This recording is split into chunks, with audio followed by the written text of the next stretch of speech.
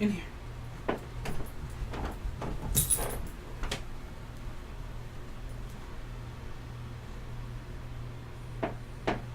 Oh, puppers. Hi, baby. Come on. Kratos. Kratos, come on. Kratos. Kratos. Go. Alright. You can stay, but you gotta be real quiet. I got a puppers down here. He's so cute.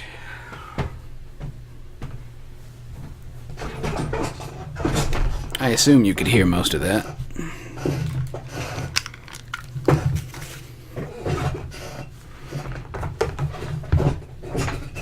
Squeaky, squeak, squeak. Well, howdy, folks. How are you today? You know, I've had a pretty great week, and it's weird that it's before noon on a Thursday and I'm awake. Normally I keep a really vampiric sort of schedule. And, yeah. So, I haven't been vlogging, ever, really. I guess this will sort of be a vlog. I haven't really planned it much. In fact, although all I really did was create a new scene here inside OBS and make the window bigger. Wow, figuring out your hands when things are backwards is weird. But, so what's going on? Well, if this is the first video of mine you've seen, then let me give you a few disclaimers. A lot of this is going to be off the cuff. A lot of this is me figuring things out. Now, I will go back and edit it some. And what I might do is just put an edited and an unedited version out. And that way I can look at them side by side. I think there's value in that. I've recently spent some company funds to acquire a license for Sony Vegas.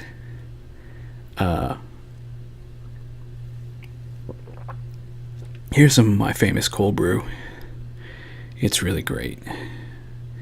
None of this would be possible without, like, a bajillion ounces of caffeine every day.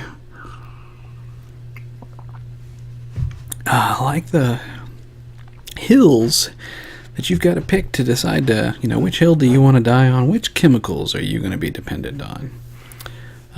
Serotonin for happiness? Caffeine for just getting stuff done? Yeah, so some disclaimers.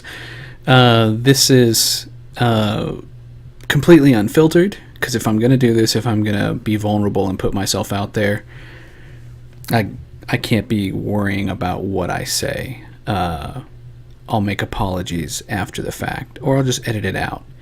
But I've been thinking a lot more about my process. And I think about I don't know if I'm making this to be YouTube famous, but the YouTubers who are the most successful are the ones who they're out there teaching something. And I really don't care for that verbiage of those who can do and those who can't teach. It really puts too much on the ego, like you have to have this I've arrived moment in your career, whereas I feel that you need to be a lifelong learner, and you also need to foster lifelong learning in other people. And so if we're just a collection of our experiences, one of the other ways that we can soak up experience points is by learning from other people. And all of that thinking helps me understand that I'm not an undulating, ambulatory piece of crap, and that I might have some value in that I can share some of the things that I've learned. I just had a birthday. I might have said that in another video, but what does that have to do with anything? Well, I'm not super old, but I think that, I've been one more time around the sun. Who am I now? And as I'm growing, do I want to take on the role of sharing some of my experiences? I think that it scares the shit out of me because it requires a certain amount of vulnerability that I didn't, I'd say, oh yeah, I'll do a workshop, I'll do a talk. Gotta pause to catch my breath now and then. But that doesn't mean that I'm not nervous. I might have wisdom to impart, but that doesn't mean that I've got the confidence needed to impart that, or a good spoken word style. Am I relatable? I've spoken to other friends and family before, saying, there are people that they know a lot of stuff, but they are not good teachers. They can't articulate, and they don't have the patience to. And so that's another reason why I like this format. Wow, 5 minutes in, and maybe I should get around to the point. So today's video is going to be kind of a vlog, kind of esoteric, but it's also showing you part of my process. I'm super blessed and proud to have an outlet. I have these people in my life who I'm putting on a role-playing game for, and I get a lot out of it. I'm so blessed that these people allow me to do this at them, because without this outlet, I would lose my sanity. It gives me a lot of potential to write story, to flex my writing muscle, to think about game design esoterically, and break it down to its gears and talk about why plot flows. And today, one of the things I want to discuss is the anatomy of choice in a role-playing game. And so yeah, this whole process is me kind of recording my process, because I think that it's important, if you're going to sit down and do an activity, to continue to exercise. I'm working on illustration. You might have seen some of that on my channel. All of that is exercise. Doing the thing helps you get good at doing the thing. I sat down and I spoke with a friend, and I might have said this in another video. I've talked a lot on video recently. And it's just that itself is a muscle that I got to get used to if this is a vlogging, like if this is to be a vlog. Casey something or other, I always forget his name, but I was watching him, and one of the things that I talked about, either in a podcast format or a video, I don't remember which, one of the things I talked about recently was shifting from the first person, that's you inside your own skull, what we see, to the third person. Right now I'm doing it because I'm watching myself on the monitor, and that's a little weird. You gotta, everything's backwards. I'm the man inside the box right now. Casey Neismith, I really should have prepared and looked up his last name. Anyway, I'll link him down in the thing. And he puts together these great videos, and most of them are just of him talking about himself, talking about thoughts he's having. How is there any value in that? And yet they're fascinating. What the hell do I mean when I say value? Well, I value your time. You're watching this, so thank you. I'm going to take this part of the video. You're going to see it twice. I'm going to put it up front with the power of editing. Thank you for taking the time to watch this, because you've given me sand. You've given me sand from your hourglass to get weird and metaphysical. But, I've become so much more of a hippie over the past couple years, just because I've been given this outlet. And so, for years, I thought about a game that I wanted to publish called Space Trouble. And I allowed myself to live in that headspace. I just thought about it and the game's creation, and nothing really came of it. Every now and then I'd get inspired and I'd write about it, but my inspiration normally came from looking at the different classical sci-fi books and stuff. I'd try to read like 2 or 3 of those a month, and then just lump clay onto this behemoth. But I was also trying to look at it from a top-down perspective, and so again, this is about that point of view shift, because looking top down at something like that is hard. You just have too many constituent parts. And so it was when I decided to let myself say, okay, no more space trouble. I have an outlet because these people have come to my table and they want me to create a role-playing game for them. And so we kind of played a loose version of the game Microscope, which I'll link in the doobly-doo, as the vlog brothers say. We played a loose version of that. I really loved the stuff that was in the front of the Fate book about kind of world building and storytelling. So I kind of made a stew out of that, and we played through it a few months ago during what the Northwest would have called the Snowpocalypse, and we've been role playing every other week since then. And it puts a certain pressure on me to have to. I want to bring my A game every time. I saw Dan Harmon's Harmon Quest, and the guy who's in that might be a great guy, but from watching that, I don't get that he's an amazing storyteller. He just happened to kind of right place, right time, put himself in a place to where he could suck himself into Dan Harmon's orbit. Good for him. I mean, I'm not saying, that guy, I want to be him. It's not a jealousy thing. I try to put away my ego and I go, okay, he's got a certain level. Until I see more, maybe I don't see what Dan Harmon sees in him. Trying to give him the benefit of the doubt. But if he can do what he does, why can't I do something similar? And if not for in an audio visual format, at least for these 5 people in my life, I get a lot of, to use the changeling, the dreaming term, I get a lot of glamour from that, kind of feeding off of their positive energy as they're like, oh yeah, I had a great time. Well, if I get more, well, it was hard to get started and all this other stuff, and this came up, and maybe we'll have a better, if they're bored, slit my wrists. I mean, come on, they're, I have one job, and that is to facilitate, to foster creativity and this group word ritual that we call role play. Because it's all in our heads. If you think about how cerebral it is, it's a video game in your mind. Wow, that was weird, but yeah, not a bad analogy. So here's to coffee. Here's some more coffee. Lord, if caffeine's going to kill me, at least let it do it on video. Wouldn't that be amazing? So, part of this week's process, I want to sit down and think about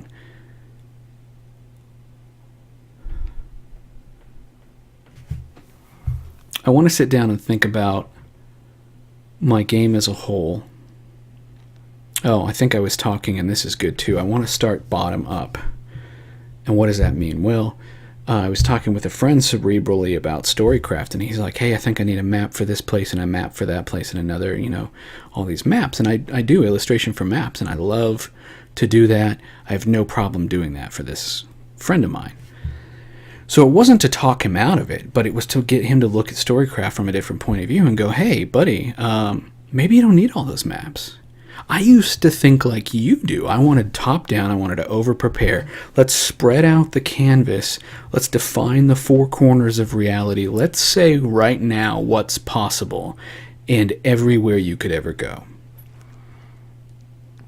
Wow, that'll break your brain. Because if you're running the simulation, which is what I like to think about, not only my life because I'm a weirdo, but what we do as a storyteller's job, it's kind of a Westworld thing to keep all the pieces moving.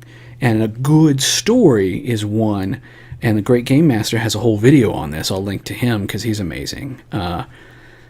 He has a whole thing talking about a good story plays off of the economy of opportunity cost. If the player is here, the player cannot also be here. And so if the player's off in this town, or, if the whole party is off killing these kobolds in this ruin, well, shit's going down in the town that they call home. Why? Well, you couldn't have stopped this. Don't beat yourself up. Oh, they came and they stole all the women. Okay, well, poop. I was off killing kobolds. That's a thing that happened. Oh, you want me to help get all the women back? Well, man, no, I'm just a humble blacksmith. I don't care about them. Oh, damn, my sheet says one of them was my sister or daughter or wife or granny. Because I said they stole all the women. Dang. See, I forgot about that on my sheet, but one of my troubles is I have a granny. I have a grandma, a nina, a mima, a mammy. Yeah, I had a mammy. So it's like, oh shoot, they took mammy. Gotta do something about that. So all of that word vomit is, for me to say, well, I was studying some improv, and a lot of role play, in my opinion, is improv. Just the ability to keep rolling with it. And you say something, and it fits the scene better to say, yes, cool, let's go with that thing. So long as it makes sense. Microscope is really great about this. It's what I love about it is the only real mechanic in that whole game, you don't roll dice, is called a push. And it's kind of a verbal, no, that bullshit that just came out of your mouth, I don't really believe it. Like within the construct of what we framed out and said our world is, our story is, I don't buy it, because here we are talking about some noir thing, Dick Tracy kind of game, and all of a sudden the ground opens up and a pirate ship comes out. That's a little not allowing for that. So the push is, hey, I'm not buying your bullshit, which is narratively what I love about Fate also, is that a lot of the aspects that go down, or a lot of what you say, plays into the rule of cool. Fate is, people knock Fate because of the format. They think that it's just narrative, but it really does kind of lend to a slightly, not necessarily Three Musketeers, but a slightly more high adventure version of life. That's why I think that it fits Dresden Files well. So, if you wanted to use it to spice up real life and say there's magic or lizard people, or, all the TVs are trying to reprogram society, kind of X-Files thing, you could do that. Wow, where was I going with any of this? That's part of the word vomit. And so the other thing that I'm learning about my process is in recording. Here's some deep shit. In recording my process, I'm learning that I need to record my process. And so that is, I've got the process down well for making episodes for my game, and I want to show you some about that today in this really long, almost 20-minute video. Hopefully I edit this out and make it not shitty for you all. So, but taking that and reviewing it, I need to have a process for these videos. I need to say, okay, well, fucking write some shit down. Make it a little more like a PowerPoint presentation. Just dots, because otherwise you're all over the place. And yeah, I can ramble, but rambling is also kind of a skill in that whole improv thing, is the free association of being able to just take all of the assumptions and the bullshit, the friendly bullshit. I don't use that as a negative when I talk about roleplay, but a lot of the oral storytelling of roleplay is just bullshitting, and that's half of the fun. You're sitting around, and whether you're having a pint or not, you're bullshitting with your friends, and we have these dice in between us that get to say, what direction the bullshit does or doesn't go. That's my favorite part, though, because that's the shared ritual. Some people were saying last time, well, you should put a microphone and record all this, kind of like Harmon Quest. And I'm going, I don't know. There's a logistical bit to that kind of would distract me from the game. Now, I guess I could get a cheap-ass webcam, and I could get another, or I could just use this Blue Yeti microphone. I could try that. I'd only have one point of view. But see, the other thing is, then I have to spend, because our games go on for 5 or 6 hours. 4 or 5. I'd have to re-watch that, because when you're editing video, you end up watching the same damn video like 8 times. So if I make like a 4-hour long video, just making it, I've got to stop and know that it's going to take like another 12 hours of my time, half a day. Do I want to spend a whole day editing video? I don't know. I have no, I don't know that that's a great use of my time yet. And then on the other hand, I never know unless I do it. I mean, maybe it explodes and it's amazing and people are like, man, you should do this, and that's how I get rich and famous. I mean, yeah, no idea. At the same time, I mean, who am I if I don't do it? Is that what I did? I didn't really mean to, but did I challenge Spencer from Harmon Quest? That's not really fair, because I'm saying, hey, your foo is weak, my foo is strong. Let us fight. I don't want to fight the guy.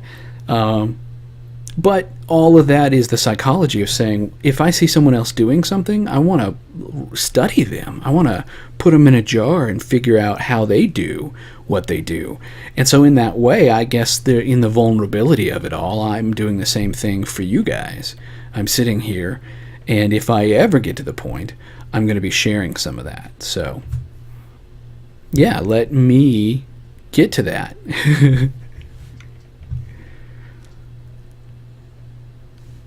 All right, so I will edit some of this down because, yeah, I'll be skipping some because I've got, I got to find the right documents and stuff as I'm thinking about stuff. But let's open this up. And yeah, I know I'm still going to be in the way. I guess I could edit this on the fly. This will be good practice. Will it allow me to do that? Woo! Holy crap. We'll see what effect that has on the video. That's a nice line. We'll just stop editing the scene now. Hopefully my computer didn't just crap the bed. If that worked, that was cool. Yeah, you're seeing me starting to learn how to use OBS here. So let me take my attention off of this and look at this monitor. Okay, I got 3 monitors, so it can be a little confusing. I want to look for EP12. If I do the math, I think we've had more than 12 episodes. We started kind of at the turn of the year, really actually playing. But this is what I do. Here's part of my process. I spend a lot of the week looking at this document. And in fact, I've got an inverter that makes this easier on your eyes. Well, it makes it easier on mine in my layer. But it's a little plug-in for Chrome that allows me to invert this, since I like to keep the lights down low. And in fact, let's pop over to the thing. Yeah, that probably makes it easier on your eyes as you look at me on the video too. So if I'm not working on things that are color specific. So yeah, I have this whole document, and I was sharing this with a friend, and he also, just going to him, he asked me to, hey, share some of your process with me. And so we met over coffee at Barnes & Noble a couple times, and he asked me to do that, and that meant the world to me. Trying to keep my ego out of it, the fact that another person is like, hey man, you're stupid geeky about storytelling, can you kind of sprinkle some of your wisdom on me, and I hope that some of it sticks. Man, that someone would say that to me. So yeah, that's pretty darn cool. So yeah, I create a Google document for everything that I do, for damn near everything. I mean, all day, every day I've got several Google documents up, and some of them are ideas for business, and some of them are for role-playing, and I like to keep my role-playing one open all the time so that if I have ideas, it can go in here. For this week, and it's going on 12 p.m. I also do look at the time. I've kind of put myself on a deadline. I want to spend half a day working on this. Maybe a full day, depending on what other obligations are. But I want to come in here and... this is my notes from last week. I want to make a copy. I always think of the word duplicate, and I think that's a Photoshop thing. But we'll just call this EP13.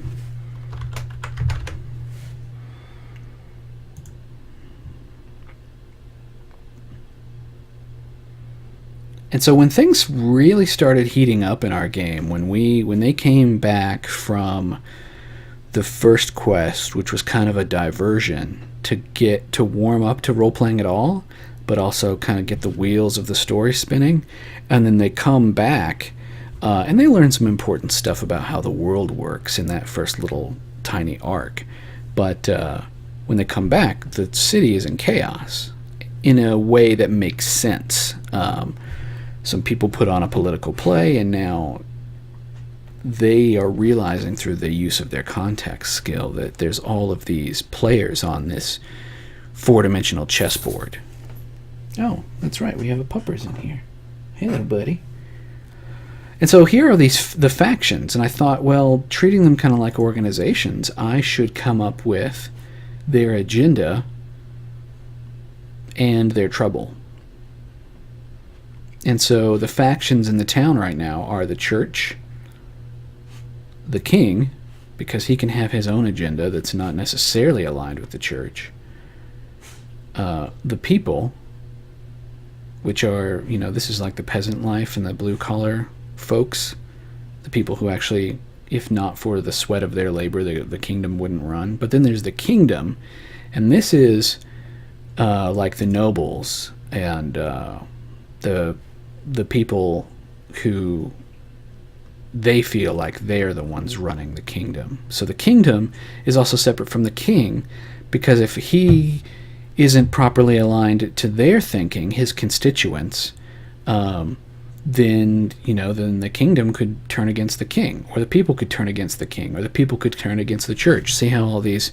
And so then we have the banks and merchants, almost the same thing, because the bank controls a lot of the flow of the money and how it gets collected, even though they get taxed by the kingdom. See the spider web? And so if I wanted to take this a step further, I could make a relationship chart, but I kind of have in the text of this, because I took for each of these I did a reading with my cards, the cool cards that I use, the Storyforge cards. And so the trouble for a lot of them was just a quick card that I read and then turned it into an aspect somehow. Like the church, what troubles them? A Facebook friend is pinging me. What troubles them? The church has a loss of faith. The people, the church is kind of held up by the people, whether they don't want to believe that, but they are. And so people, their trouble is kind of the people. If they lose the support of the people, and if they lose the support of the king, then they've lost all legitimacy. And it's like, all right, you're one of those church folk, but nobody does that anymore, right? Times are a-changing, so. The king's trouble is a glut of resources. Whether it's his time, his sanity, his money, he's being pulled in a lot of different directions. His health is one of those resources. He's of ailing health, and so there's a subplot of them trying to figure out why he's sick. But, yeah. And so at some point, he's going to have to actually step forward, put his foot down. In the game, they recently had a thinga. What the hell word is that? A thinga. Well, it's the root of our word thing, and it's like a moot or a council meeting or a witten, where the king almost steps down out of the seat of being the king and stands equal with the rest of the nobles. He's just another noble person at that point. Now, is he? Yes and no. He still has a lot of weight. Ceremonially, he steps down, and his high priest, or the prophet, and the high judge kind of sit on either side of his throne. And, it's like, hey, boys, you take the wheels. I got to go be a normal, noble person today. I have to give up the divinity and the authority that the crown gives me today. So that was a scene in one of our last games where I got to play on some of these themes for my players, where I got to draw out and so that's another thing. Part of your preparation is you're deciding, what do you want to draw out? What do I want to, whether it's through just straight up telling or showing, this is a new seed of information, a new little piece of flavor that I want to come out in my story today. And so I draw, or I write down, what characters. Oh, good, I forgot that I made this smaller, so I figured you couldn't see half of the screen up here. But so what characters are going to be in this mess? I almost approach this like I'm writing a play, I at least want a cheat sheet where I don't have to go, what the shit was that NPC's name?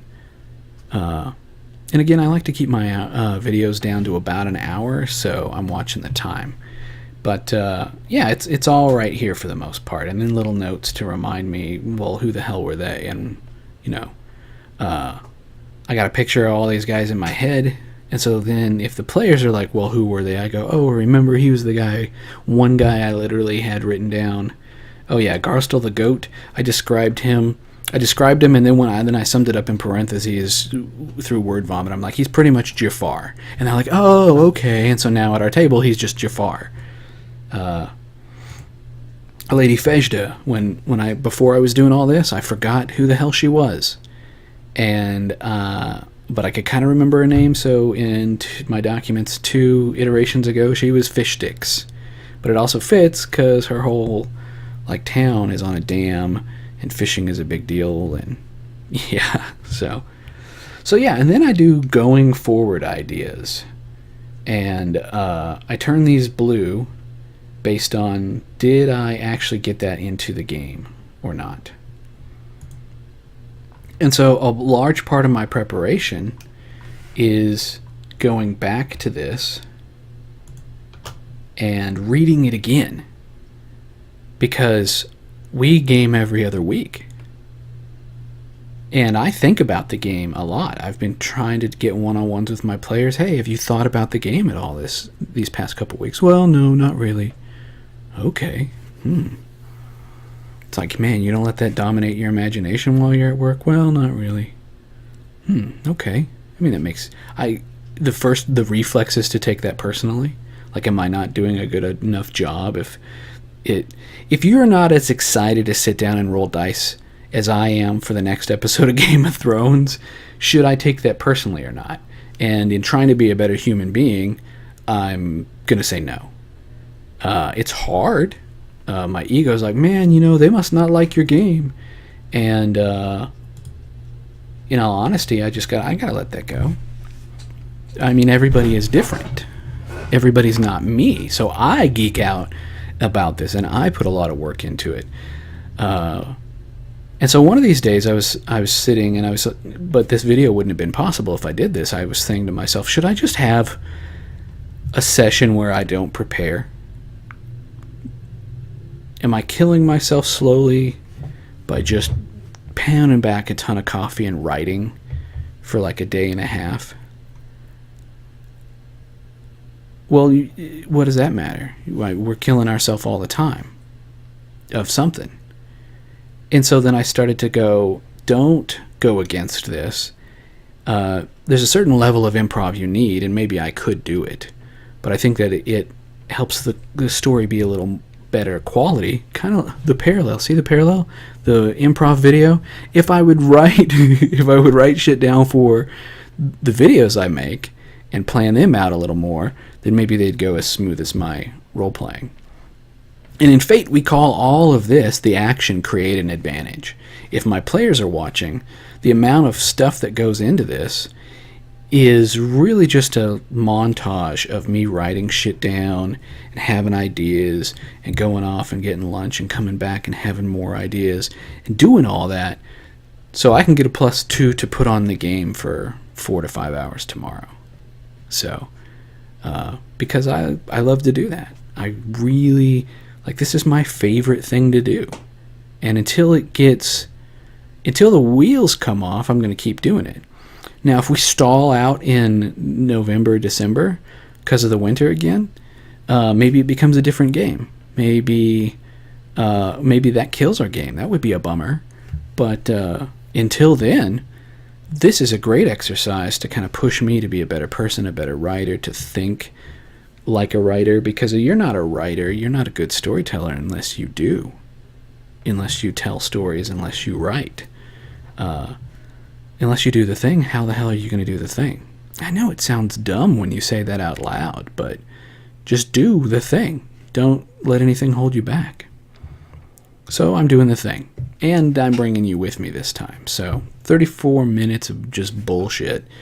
Yeah, maybe I'll plan the next one, or maybe this video will live on in some sort of posterity, but then I'll write an essay or something based on this just word vomit. So yeah, this is what I do. I've got the factions. I've got these ideas of, how do I want to start the story? I'll let you read over these for a minute. I know you could pause it.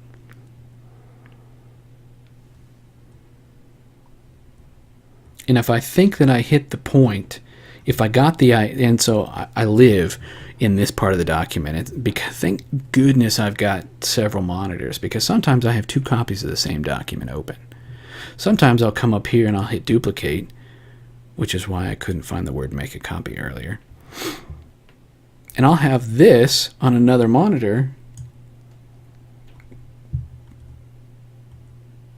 just so I can read the notes. Because let me share something with you that I'll link to if I can find a version of it.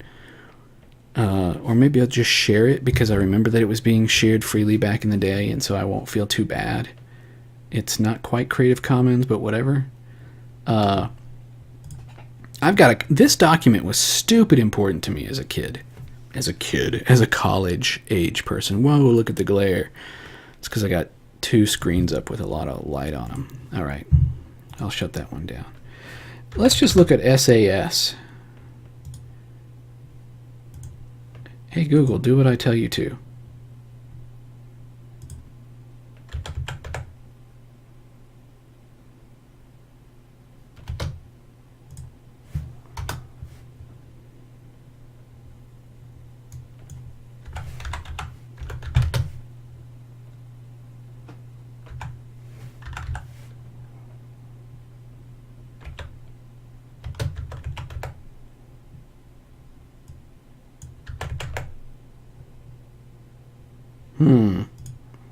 Where's my stuff?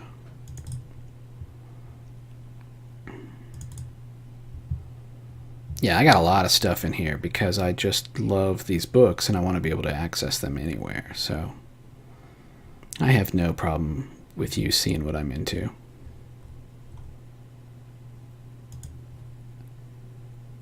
Hunter SAS.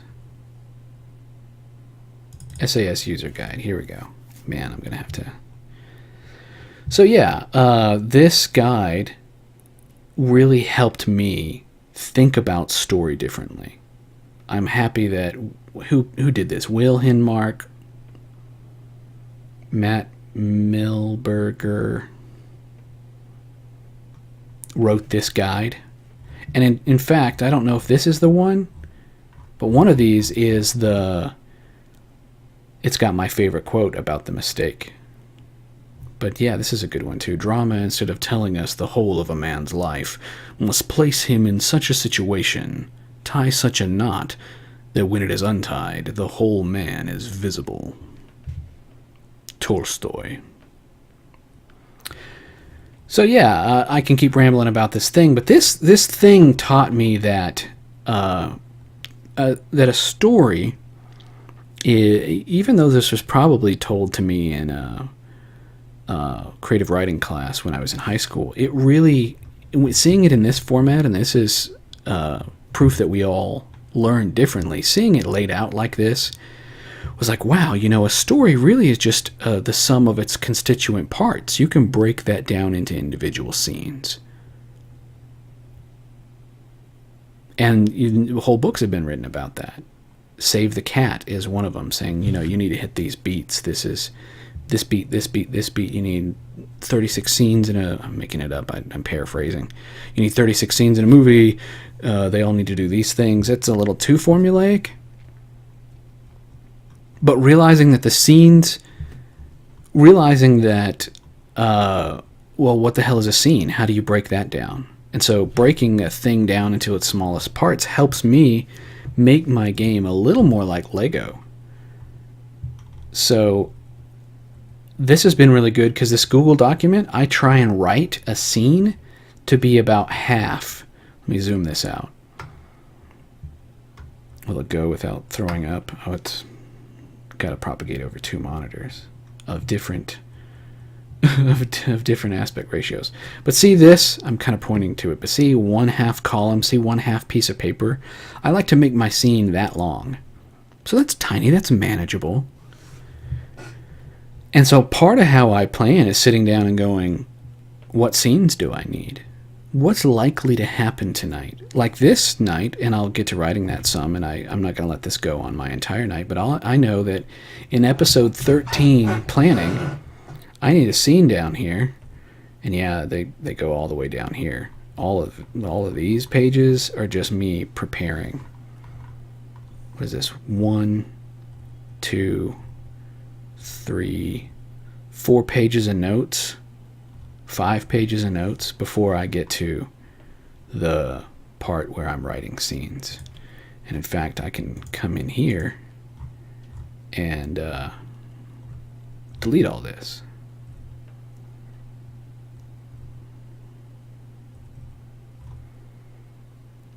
But what is this? See, I name my scenes. What is a scene? Thane shows Velik the end times. It's a scene where I have a character and he is kind of gonna lead another character along a prophetic vision. Wow. And so what I do is I like to have enough spaces in here, and as I write more of this, it's going to push this down, but whatever, because formatting is like the last thing I do before I print it off right before the game. I've got a couple hours. I wake up, I normally, since I keep vampire hours, or I have been, I'll be waking up around 2 p.m. because I normally work and draw and paint and code all night. Tonight I'll be writing. But see, my schedule's totally backwards today, so who knows what's going to happen. You never know what's going to happen when you enter into the studio. Yeah, so all of these notes are so that I can think about, well, what scenes do I have to service this agenda? And that doesn't mean that I'm railroading the players. Where was that? Here. It talks about, where is that? Right here. Musings on the SAS. In fact, let's duplicate this and look at an actual SAS guide, because wow, when you see this laid out, here's the first one that's I bought a billion years ago. Blood Drive. And it's really cool. I mean, and so this is also good for my ego because it says this can be used as a one-shot. It's generic enough that you can use this in your game. And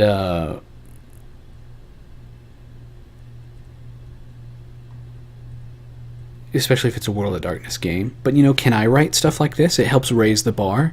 So when Matt Windman shared the SAS construction set, it helped me understand stories better. Showing me an actual SAS, Storyteller Adventure System packet, for one of the games helped me go, wow, couldn't I write this? And, if I was to come in here and how many pages long is this? 46. Are there 1,000 words a page? I don't know. Can we even do that? Word count. Word counter.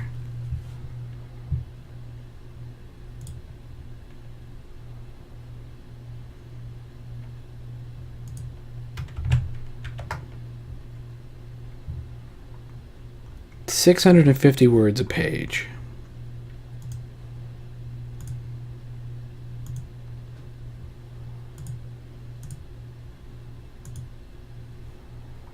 For it says 48 pages. And how would you normally use this? Well, they let you print it out. I like that it's landscape. So that gets me to thinking about format and formula. But if we just say 650 times 46, that's 29,000. Am I reading that? 29,000 words.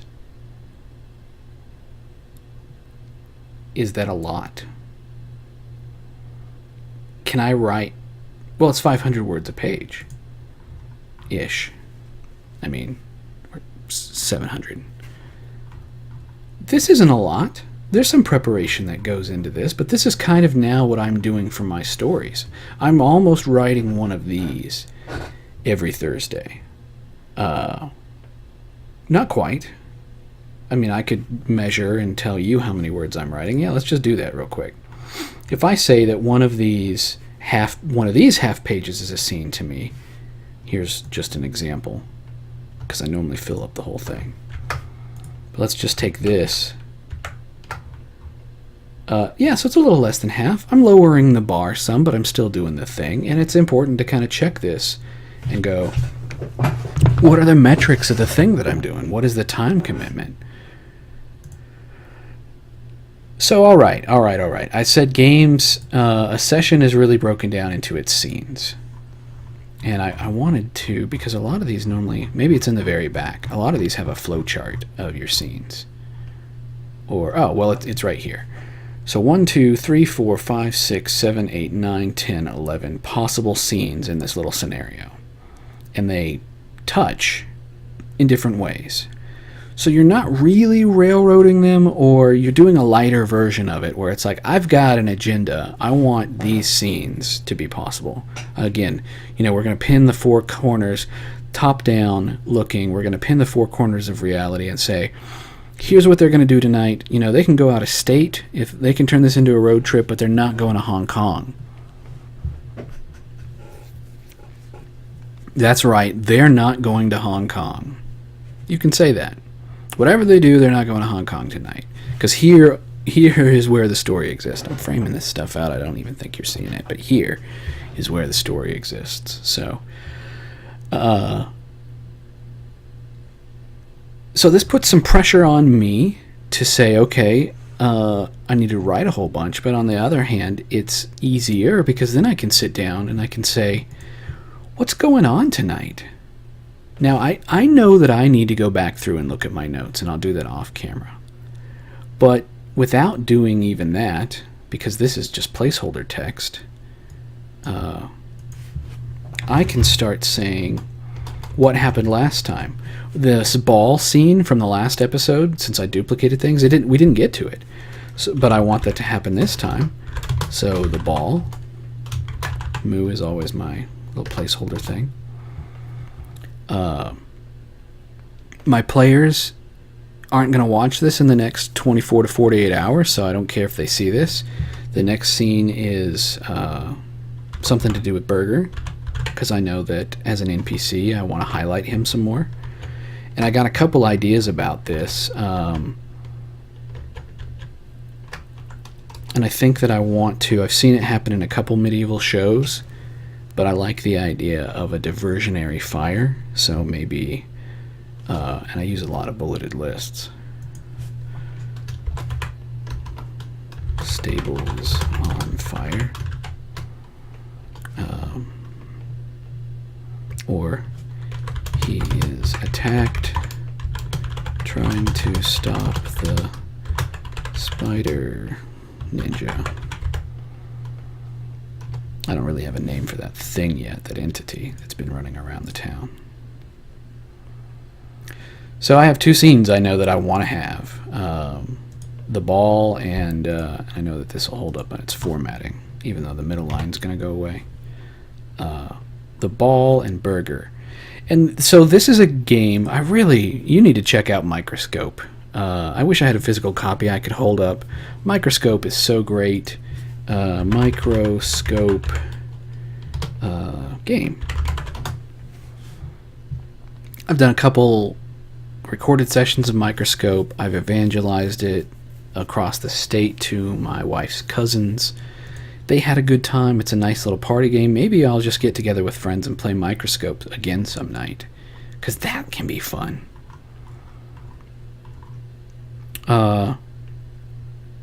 Why the hell did I bring that up? Well, because Microscope gives you permission to think about the scenes in a timeline. And so right now I have two scenes. What the hell does that mean? Well, that means a certain two-dimensionality to them. The ball, this royal soiree, could happen before or after whatever this scene is with Burger. Is the Burger thing, is the diversionary fire, or him getting attacked by the spider ninja, interactive? I did this rambling document, and you guys might have seen it. It was kind of the typed version of this video, just getting the momentum of my brain going and doing a free write. And I think that was it had to be 2 weeks ago. It's how I warmed up for my game last time. And that was fueled by a shit ton of caffeine, let me tell you. That cold brew is darn good, though. I will toot my own horn. Maybe I should do a video on how to make killer cold brew. But, so, yeah, these two scenes can be simultaneous. They can be next to each other. They could talk to Burger, or the shit can happen with Burger before the ball, thus souring the mood of the ball. Or maybe if Burger is hurt or injured or has stables, then it becomes kind of a whodunit. See, that's an option. I don't even have that decided. All of this is getting decided as I'm looking at my notes. You're here. Aside from twitching it, this is almost as live as it gets. So if I make it a whodunit, if I talk through that word logic, then is it who set the stables on fire? How did it happen? Did one of the characters that wants to go to the ball not really get to, because she has to spend the whole night playing Batman or detective and kind of figuring out who started the fire? Or is it as cut and dry that as the fire is happening, and people are out doing that, then Lady Fejda is getting attacked by Spider Ninja? And I just pulled her name out of the hat because it was the one that I could remember. So all of this starts to say a lot. Once you put something, the page is blank, and once you start to put more and more on it, you start to fill that out. It's like, well, how does this relate to that? Let me look at my notes over here real quick. And again, I might edit this. Well, to do that, I'm going to have to make this bigger because I can't F and C. Okay, that's good, I guess. Whoa, no, I need to go back one click. Alright, not too bad. Start this episode with a montage. No, I did that with the last one. So yeah, let's just flip these around. Let me look at my notes with you so that you can read them. This was something that I wanted to highlight in a scene with Erez, is that she doesn't really like the males that she's traveling with. So she's going to use this to... And so now I can start to delete some of this because I did it last time. We know that she entered into the military when she was 10. She bragged about how proficient she was with different styles. I don't think... Yeah, so I haven't capitalized on the fact that her and Bulger know each other yet. Yeah, and so I want this to be a surprise. And so this is a good example of me going back through my notes and saying, what's a brain fart I had? Because these ideas are just brain farts throughout the week. Or as I have them, or I'm going to spend some time writing some more here in a minute.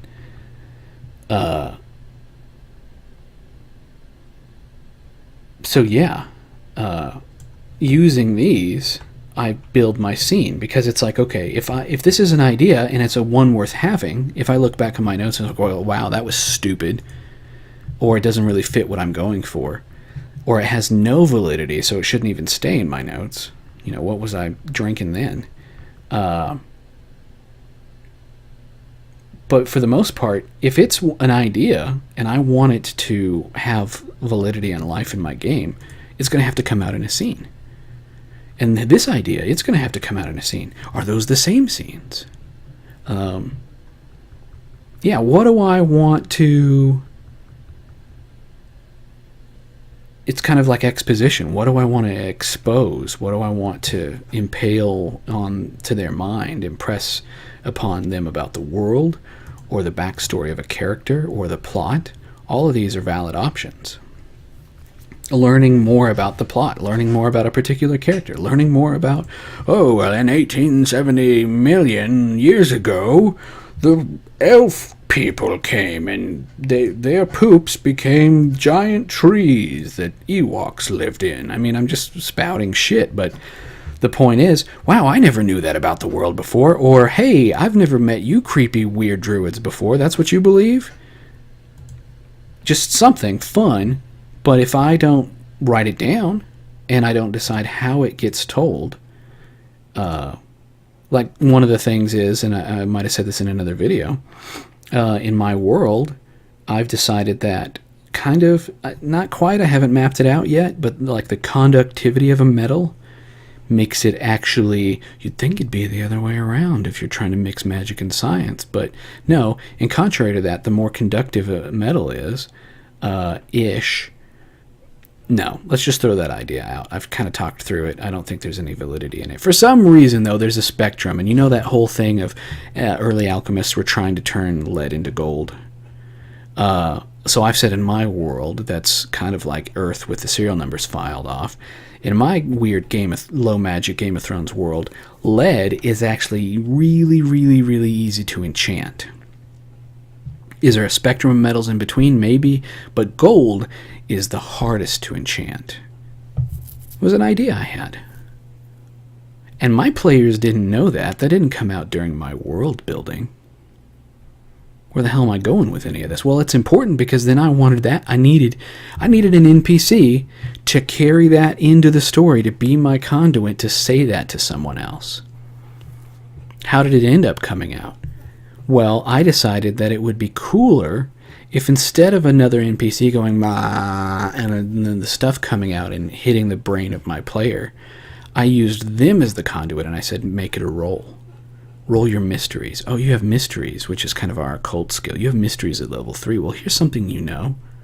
Reminding them of something. So he sees Jafar wearing this ring that's like a really dull pewter or lead, and it's a spider.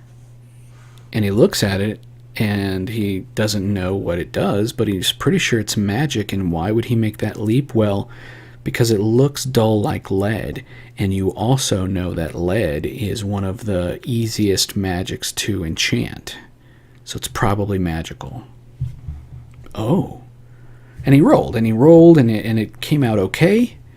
And then he was able to go, okay, and if he had rolled really well, and I would have got, and that things that are in the shape of spider rings, rings or are kind of like a totem. And so because it's in the shape of the spider, it has the enchantment that's in it isn't like fireball. No, it has something to do with the spirit of the spider, because like Princess Mononoke, I want our world to be about spirits. And right now they're being hounded by the spirit of this rather large, not quite god-sized spider spirit.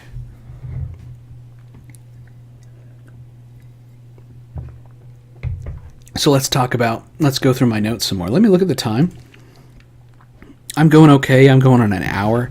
I think I'm going to make this an hour and a half or 2 hours long. And the reason for that isn't for my own ego, but I'm realizing that I'm going to chop some things out of it and maybe make it a couple videos. And again, I'm going to have the raw and unedited version up, because there's nothing in here I want to hide. If you see this, don't bitch about it. This is maybe the only thing I wouldn't want to hide. This copy of Windows isn't genuine. Yeah, I was doing some updates and then it threw up all over itself and it stopped accepting my key, but it kept running. I don't want to deal with it. My computer's doing just fine. I do have a valid version, you poopers. And I can't make... So yeah, that's about the only thing. So, yeah, I just went on a rant about scenes. And, I need to come back over here. I think I had a different version of this. So that, yeah, it doesn't help me to have multiple monitors when I'm only recording one of my monitors. I guess I could set this up to record multiple monitors and then you could see as much bullshit as I do, but that would get wacky. Could I do...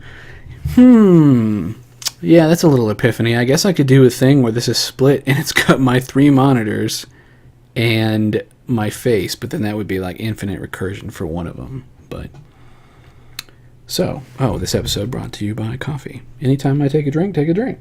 If you've got coffee and you're watching this, drink some coffee. If you don't got coffee, pause the video and go get some coffee. This episode brought to you by coffee. I don't need sponsors. I've got the spirit of coffee. Just walla walla walla walla. He's weird. I don't think he needs any more coffee. Yeah, maybe. That's probably true. Yeah, so all right. So I'm going to go through my notes some more. Who knows? I've looked at the time. It's going on an hour. That's okay. Allow yourself the permission of that, and then look at your notes. And yeah, so they haven't. The spider demon wants its head back because, yeah, so they killed this priest, and it had the spider demon's head in it. And it's good that I'm talking this out. It's kind of like one-person therapy, but you get to come along for the ride because me talking this out helps me go, what the hell did this mean? Why? Let's look at it from multiple points of view and choose how we present this in the story today. So the whole first arc of our story, the first act, if this is a 3-act thing, was them going off and chasing down this priest who had a head start, and they fought him, and he was infected with this stuff, and he was naked when he was fighting them, and he was just like had all these boils, and it was all gross, and he wasn't himself. And like a Zemeis, he could change his shape and attack, and so they figured out that he was demon possessed. Because when they killed him, when Nevin, our shapeshifter, did the killing blow to him, our shapeshifter assassin, cool. When he did the killing blow, they saw this thing come out, like it nearly broke the... I think that I said that it did. It broke the guy's jaws. It crawled up and out, like it was wearing the priest like an Egger suit, and it crawled up and out and went off into the shadows. And they're like, wow, that was intense. All right, well, our whole quest has been about getting this guy. We won't get to question him, but now we have to bring him back and prove to the king and the important people that we did the thing. So how do we do that? And they lobbed off his head. But see, I want there to be a thing that wasn't easy. This guy was possessed, and I really want to play up the aspect of spirituality and spirits in this game.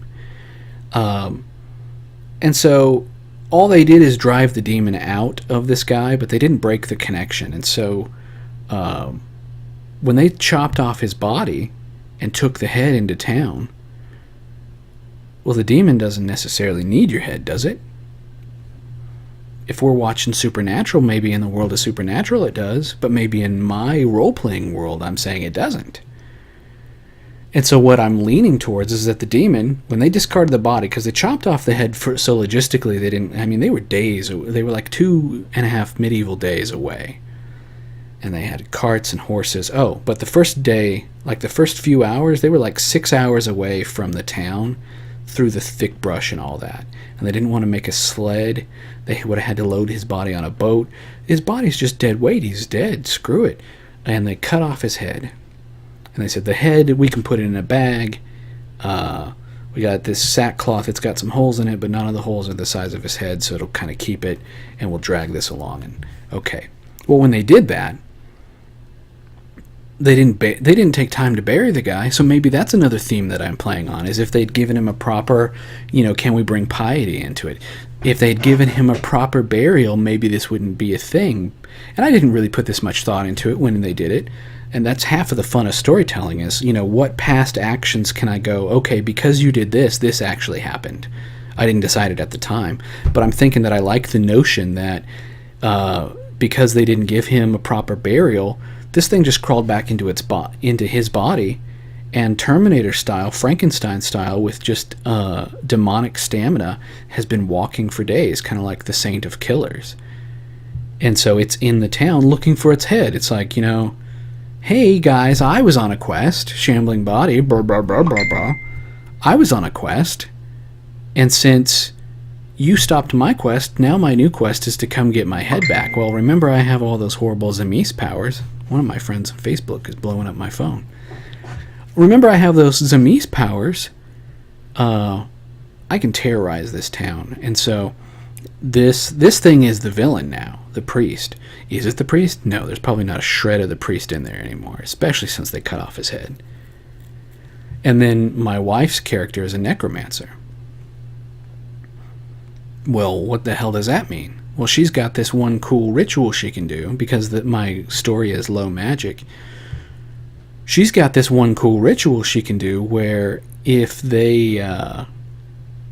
she has the head of something, no matter how old, so long as the skull is mostly intact, she can resurrect it for a day. It'll come back to life, fully formed, heart beating, everything. Just, the sinew will rebuild itself, and it's the gift of life for one more day. That's her basic necromancer spell. And I think that that's something that if she were to study it, could she come up with variants of the rituals?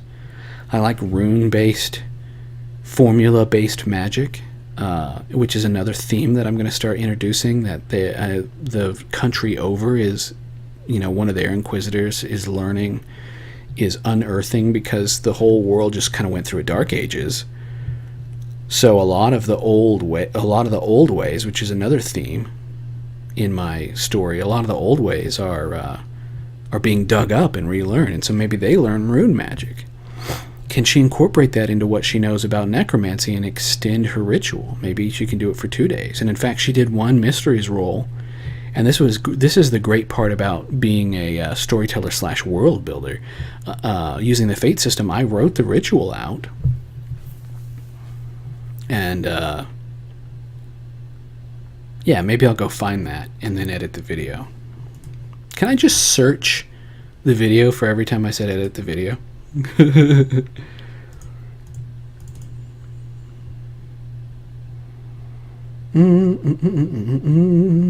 Solemnia.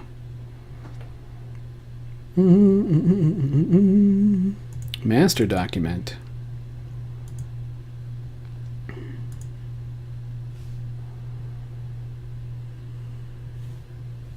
When this loads, I'll close the thing.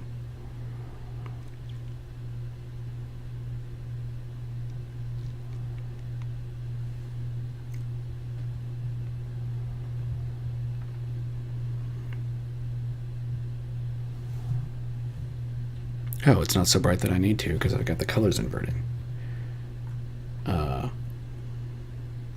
So the other thing that I do when I'm using this, which is handy, is document outline. Especially on these, I've been laying my documents out as though they are books.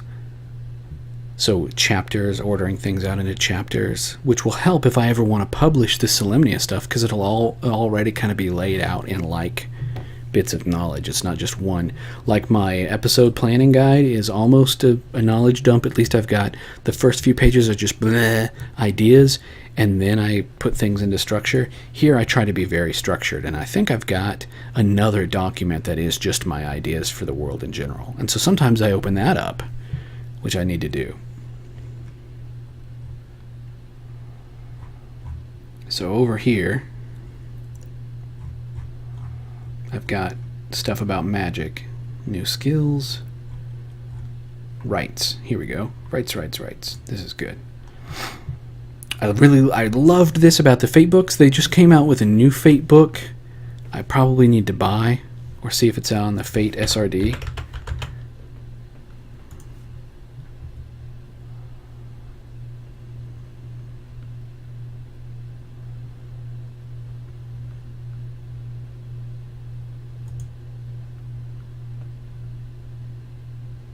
It's not. That's okay. Anyway, so I talk about how rituals work in my world and what, the formula, and I wrote all of this way back in September, so it flavors the magic system, because we went through the Fate system toolkit to decide what magic was in our world. And then dowsing, bondage, resurrection. Here we go. So yeah, here's the ritual. It takes a half hour to do. It lasts for a day, which is another theme in the game. A lot of the magic spells will only last for a day. something about the cleansing light of the sun, or the daybreak sun, or the world resetting from dark to light, whatever. So the base difficulty is 4, but may increase depending on how long the target has been dead or how much of their body you have access to. Well, that says right there, you definitely need the, it says somewhere in here that you definitely need the skull. But if you've got more, then it's even easier. Components. Sacrifice of a creature. Wow, this is cool, because I had that idea earlier this week. I guess I already wrote it down. But yeah, kind of leeching some little life essence. If you can take a mouse and kill it, then you can resurrect an elephant or something. I mean, size isn't important. You just need the spark of life. You need the skull of the deceased, and it gets consumed. 3 red candles, 2 feet of silken cord. Why? I was just coming up with stuff. That's what sounded cool. 3 red candles. So if this is Full Metal Alchemist, the candles kind of go around you in a triangle. 2 feet of silken cord. What is that? I guess I explained that it has something to do with binding. Maybe we're binding the old into, reaching out and tethering to the old spirit and bringing it in. And so on one hand, no, role-playing is not the devil. But on the other hand, if you want to make a cool world and you start to question the nature of your reality and magic, and you start to come up with a magic system, and you're just saying this out loud in the middle of people who are like, he's one of those occultists. He's like one of them girls from Charmed. But yeah, I mean, what's the flavor? You got to think about that stuff to lend it some authenticity. Oh yeah, magic candles and silken. Okay, I can buy that bullshit. Remember how I said that this is all a ritual of bullshit? So, and the newly resurrected will have an aura of decay that cannot be concealed. So this is dealing with the magic system in general. I said that you have the ability to. When people do sense magic in the area, not just anyone, but anyone with mysteries could roll mysteries in place of notice and go, oh, I feel a weird death magic coming from this person. Oh, well, yeah. So, and then failure. If you fail the ritual, well, I liked the idea in one of the books that you can't fail. I mean, the ritual goes off without a hitch. Well, not without a hitch, but you can fumble it, but, you're still going to get the desired outcome. And so there's this pool of all this magical energy, and as you're playing with that, if you don't cast it properly, it can splash back and start to, burn you. And so this presents itself as physical stress, expanding bruises, temporary blindness, vomiting, open sores, severe shambling husk. You can knock yourself into death. If you fail this roll, it could be cool, because then you maybe I have a whole episode where you actually knock yourself into the underworld. I mean, that would be neat, right? Description: you can raise the dead, but it takes time and effort, and it's temporary. At least you must be in possession of the intact skull of who you are trying to resurrect. At the least, I could put a comma there. Though using just the skull is extremely ravaging. So this is saying, if you have just the skull, this shit gets it gets to be even harder. Well, see, I wrote this down, so I get to use it against my players. Oh, he's evil. But they have just the skull. And I think that this session they're going to try and resurrect this guy. So I got to read the ritual to go, how do I make this interesting? What's at stake? And so each scene, so here's constituent parts. You got a scene.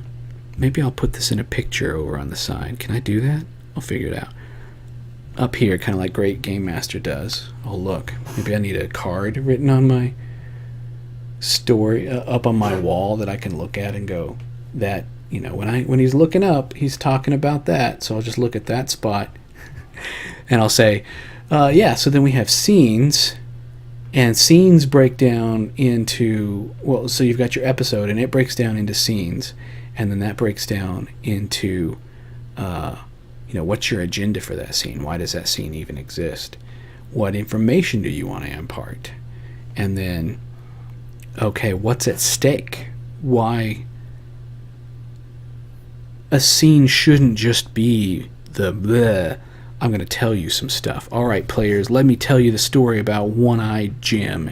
And, 300 years ago, he came through and he killed a bunch of sheep. And then, so the town people got this hero to have a bounty on his head. And One-Eyed Jim caught him in an avalanche of rocks and said, I'm the king of all these sheep. And so this town isn't allowed to have any more sheep because One-Eyed Jim just drinks the blood of sheep and lives forever. What?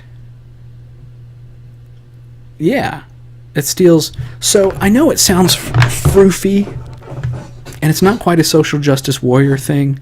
I don't want to get into that. But when you think about game design, you have to think about agency. What the hell does that mean? Can I look up here and, if I make this more interactive and I'm going to edit this shit together, can I look up here and go, agency?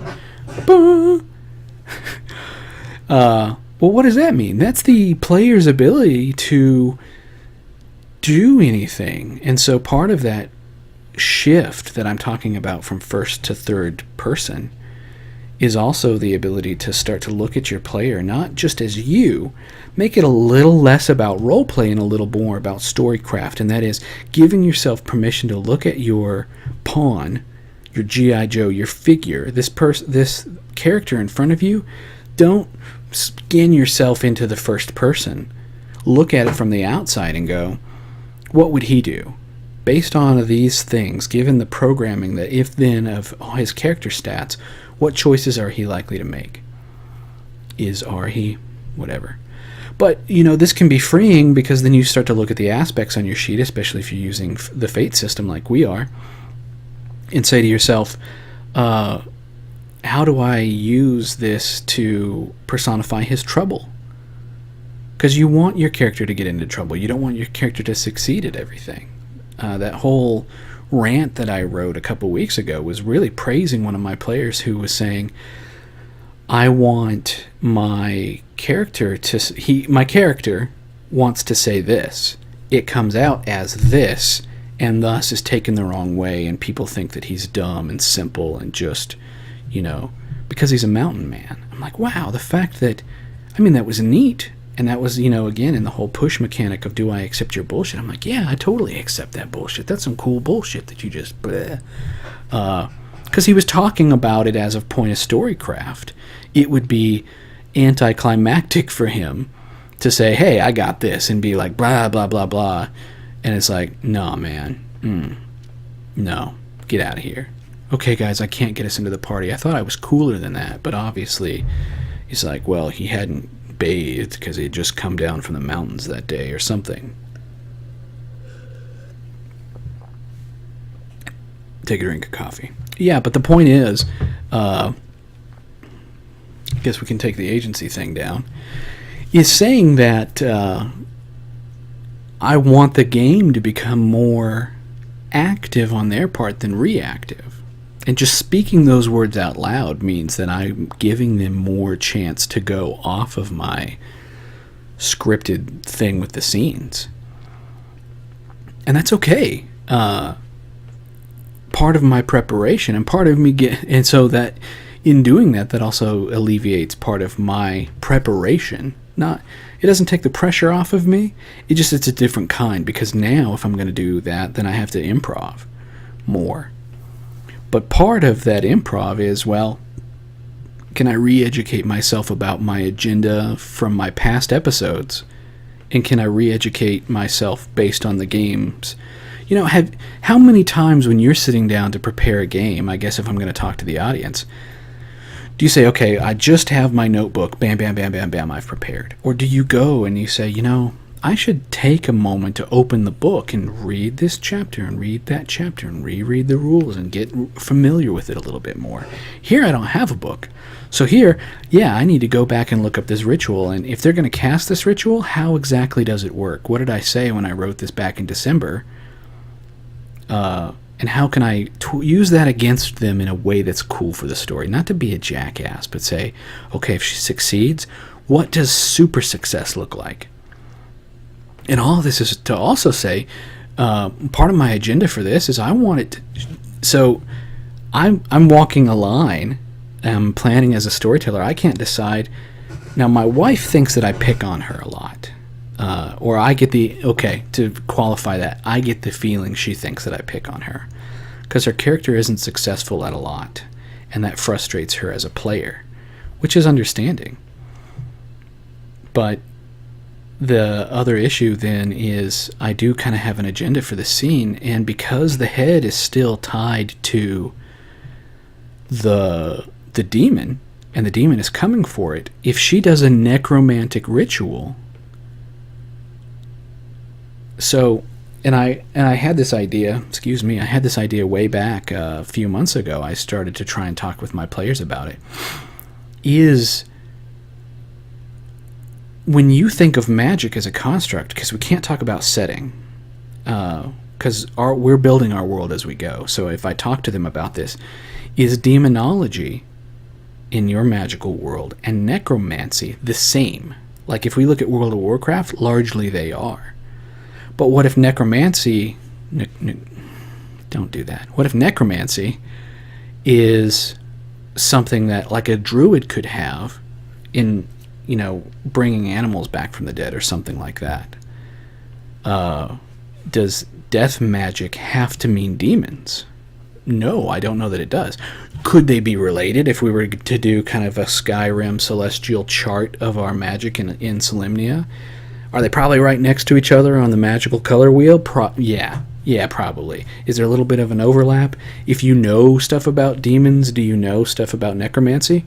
Probably, and in fact what I like about that is it allows me to take Brienne's character, she's playing the kind of druid necromancer, and push him into demonology. Learning about that and saying, okay, and maybe like with the Inquisitor... does she become an Inquisitor? I don't know. I don't think that it's her character's bag, but she might hear about these 5 different schools of Inquisitor magic. So that's okay. So now I'm generating an idea, and I'm going to put it down. And it can go up here, up top, and I can say a scene. I know I'm going to want a scene. Scene where, what's her name? Linda talks to what the hell is her name? His name, Innes. And I try and capitalize these like you would in a script so that they stand out. About the Inquisitor, and if she really wants to join,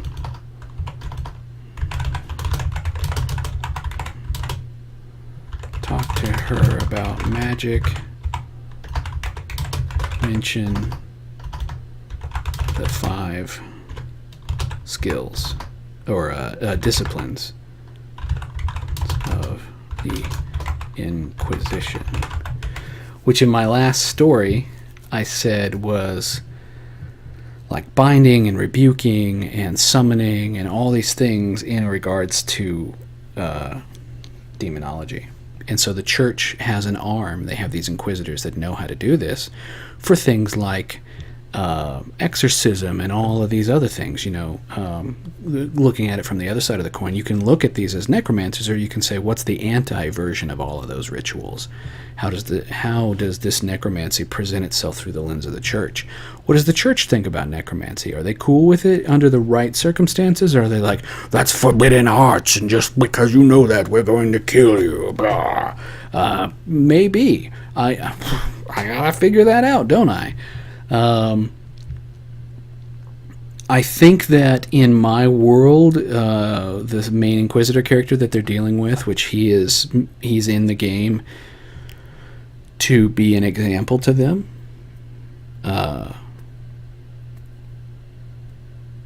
he's the good Inquisitor. He's the good cop, and in fact, bad cop needs to show up. I dropped a clue last session. I said there's this guy. The druid's familiar found a note, because he's a little ferret, little weasel, can just go wherever he wants, and so he's going about the kingdom. And one morning she wakes up and her little pet is on her chest, but she's holding like a kind of crumpled, eaten note, and it's like, what do you got? And I got that inspiration from our dog. He's down here. Hi, little puppers. Anyway, he brings me socks all the time, or just weird random crap he picks up off the floor, and I love him. And I'm like, okay, how do I put that into her familiar? And so her familiar just brings her a thing. Well, it's not a random thing. He was out there trying to be useful, and who knows where he got it from, because they can't necessarily communicate on that level. Oh, yeah, I got it from this building, floor 46, suite B. But it says, hey, I'm going to show up, and I'm already there, and I'm staying at this place, and it's signed HZ. Who the hell is HZ? Well, the only other thing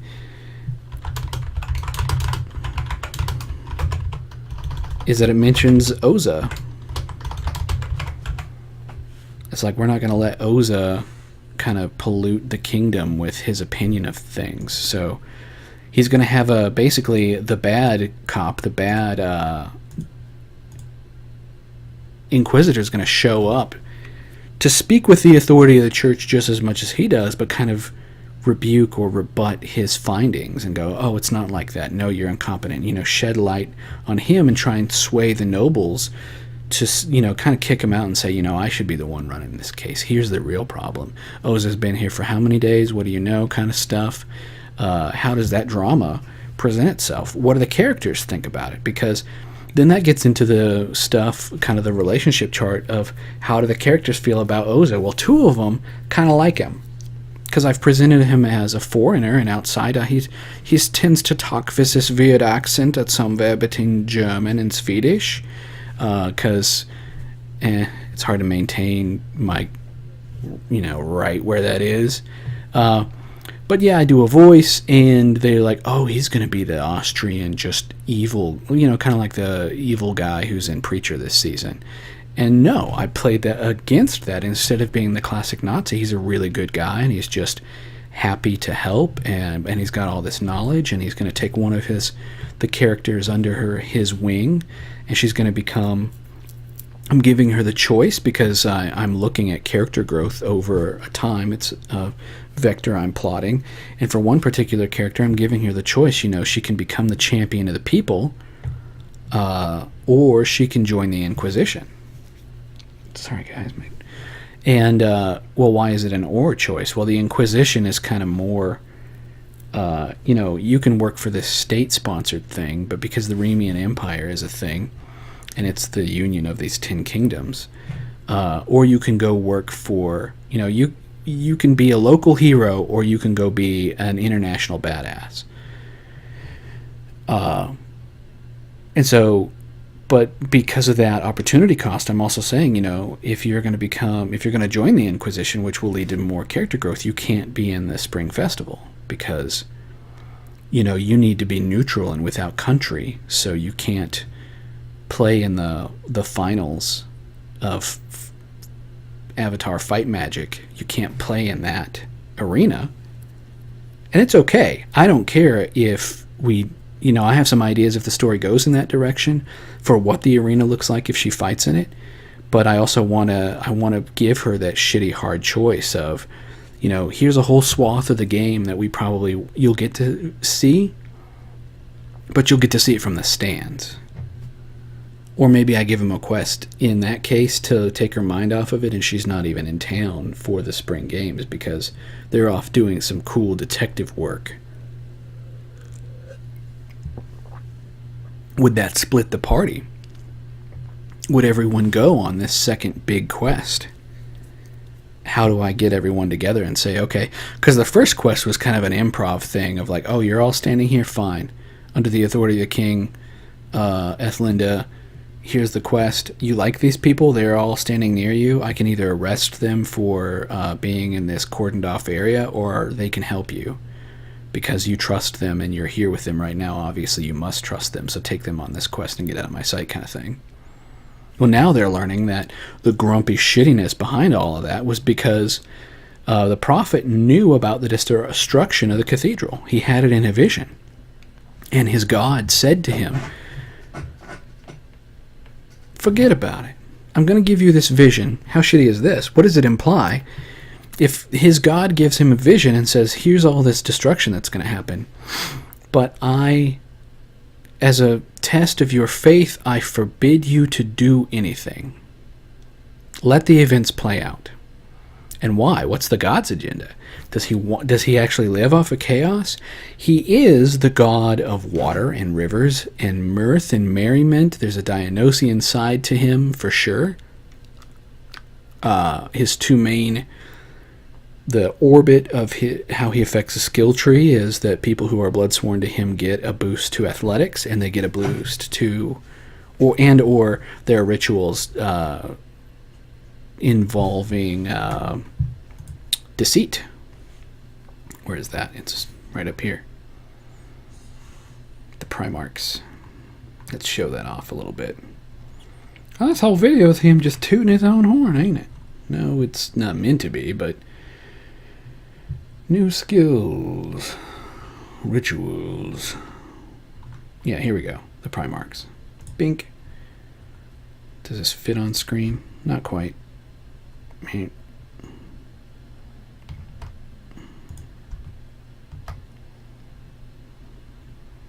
Goodness, it's a lurch every time I do that, isn't it? It'll take a while to reset. Alright, so yeah, he's the storyteller, and I've said that kind of in a Princess Mononoke way, if he was out in the world, he'd present himself as a Cthulian-sized, hippo-mouthed, gator-toothed otter with a prehensile tail.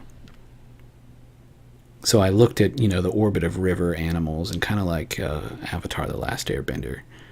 Kind of like, oh, he's this weird, because I'm also playing with the fact that spirits have different syllables to their name, and I showed that off in the last session some, when one person went into the spirit world, and he has very low to no mysteries, so if he had higher mysteries, he might have interpreted that scene differently, but his little pineal gland and tiny lizard brain could not really cope with the immensity of the spirit world, and only got bits and pieces. And so 3 of the spirits that he encountered, he could see the last syllable of their name, and they were past, present, and future. Just kind of burning like a glyph there. And so that's an idea. I'm glad I spoke that out loud, because I had a dream sequence with another character about burning glyphs.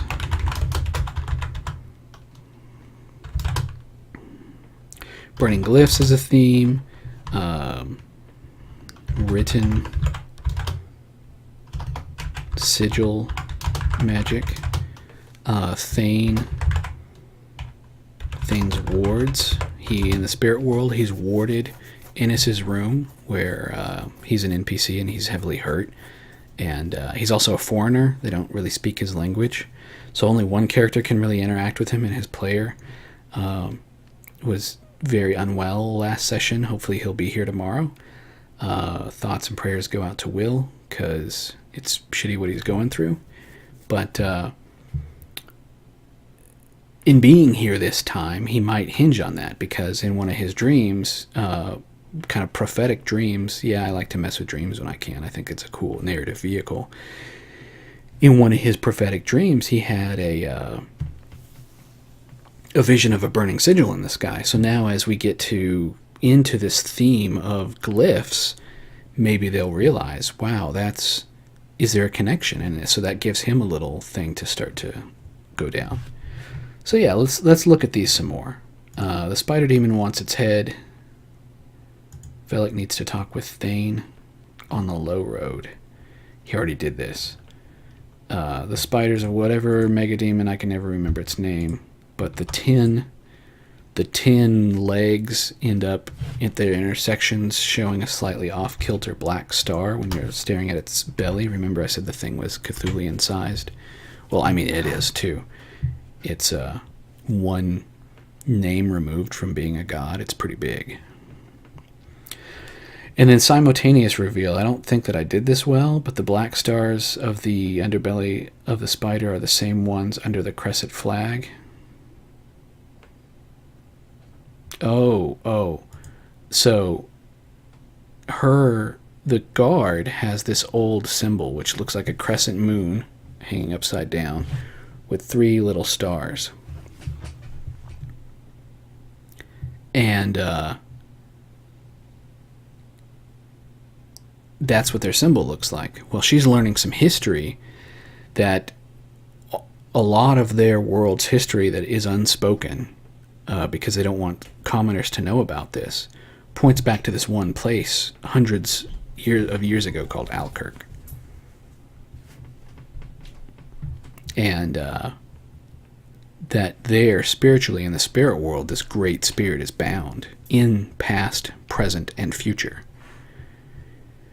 And so the lake has this weird energy around it, and the whole area has this anti-magic field about it, and people are going, oh, why is there no magic? Well, in the past, in the present, and future are these 3 spirits who are basically holding hands. And in every timeline, they're doing their damnedest to make sure that this large godling stays in place. And so I wrote down some cool words for it.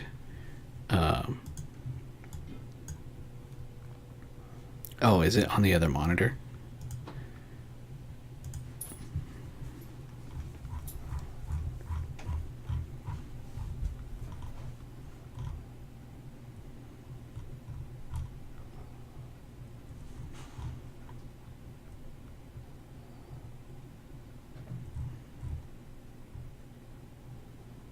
Yeah, Thane shows them the end times.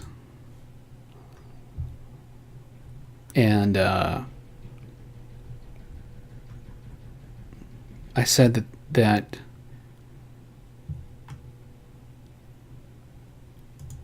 Joe looking up at this thing, because it was so big you couldn't help but know some of its names, and these names presented themselves as burning sigils.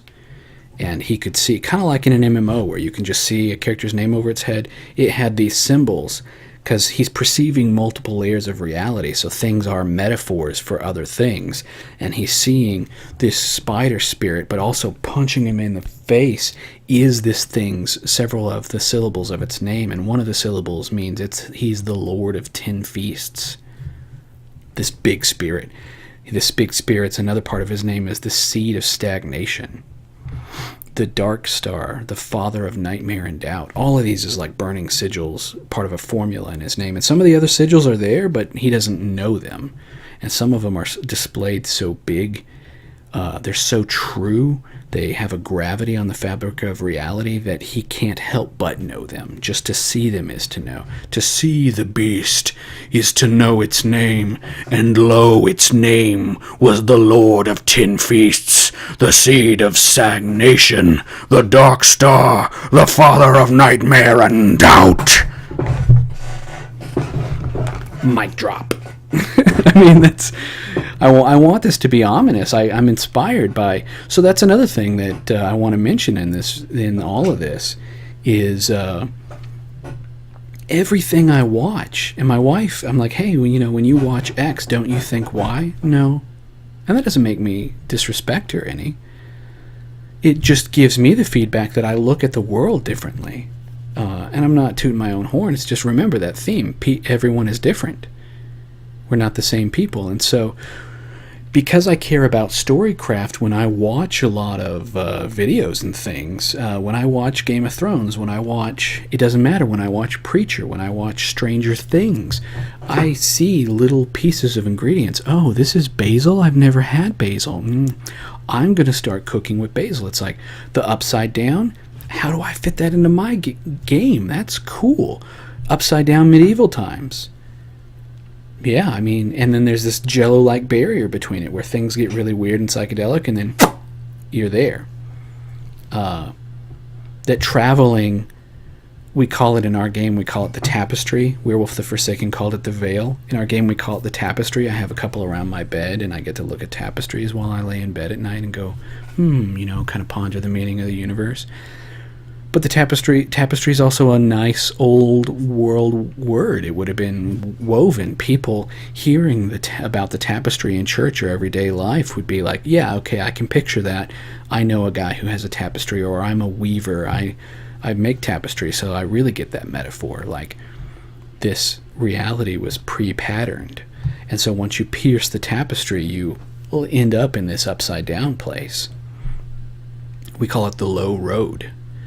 Because we got to talking about the ingredients of magic in the low magic system and the world we wanted to make, and we said, I want there to be a fast travel option. If this is Skyrim, kind of like the Nether in Minecraft, I want you to say, are there certain diplomats that they know how to use the low road? They're Sherpas who can go through the upside down and compress space 100 to 1. And so, if you get on the low road in your capital town, and, this isn't, because this is low magic and not high fantasy, we're saying, this is a skill that not a lot of people would know, but it is possible. And so I'm bringing up that as a theme this whole season is the low road.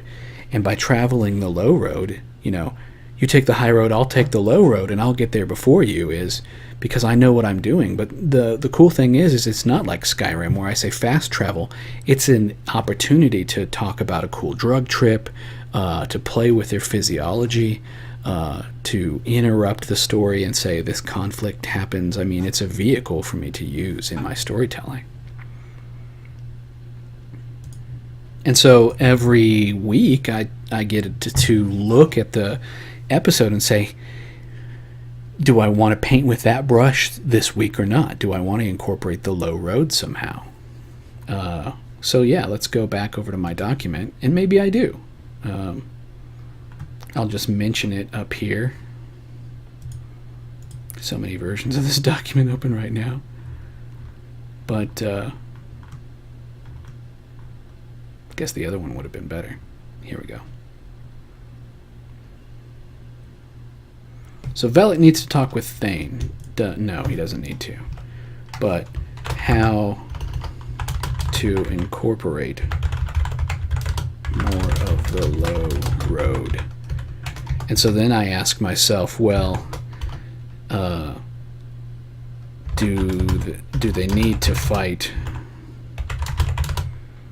the spider spirit in the low road to kill it? And so that's kind of cool. That's an epiphany. Maybe because Will, who is a ninja assassin badass, Snickersnack killed the priest. Cool. But there's things going to keep coming back if they don't go into the upside down to fight it. And maybe there it's bigger and even more bloated and more badass, because then you're fighting it on its home turf. Kind of, it is a spirit, so it's really comfortable being in the low road. And so I can even come up with a scene aspect called spirit.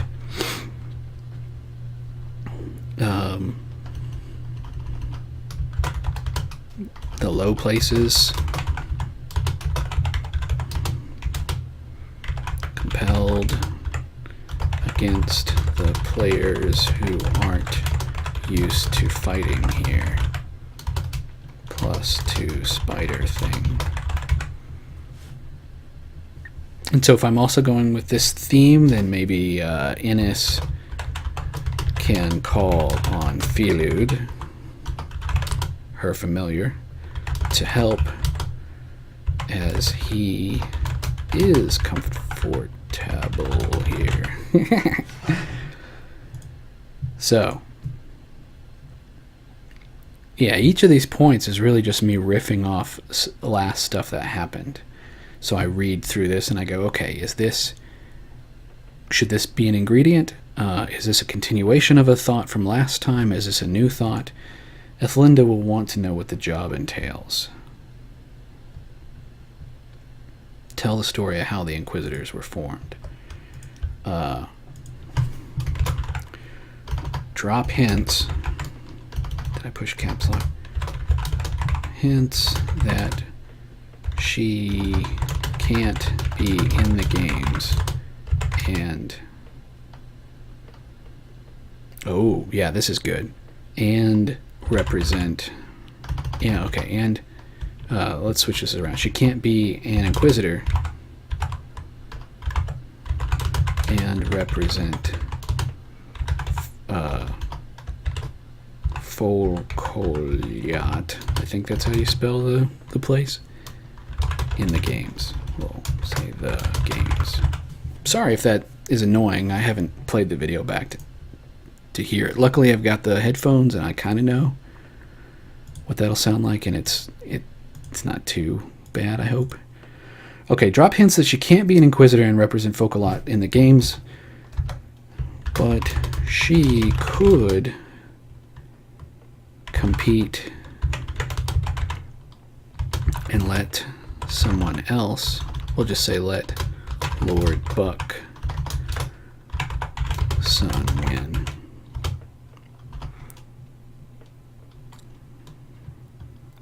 Let or slash help. Yeah. Help Lord Buck's son win. Okay.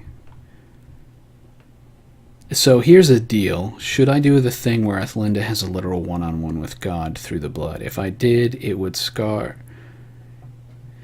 Yeah, so this is an idea I was playing with, and this is powerful, and I'm glad that I'm including this in the video. So here's a little mini discussion. How much of, so we talk about gods in D&D, and they're kind of in the front of the book, and you don't really think about that. It's like, okay, I'm a cleric, I have a relationship with this god, and so it flavors my spells. Let's think about that literally in a thought thing, and if you could. So I wonder if I'm a cleric of some kind, if faith shouldn't be a metric. And it's like, how much faith do I have? Does my level reflect that? Where is it on my character sheet?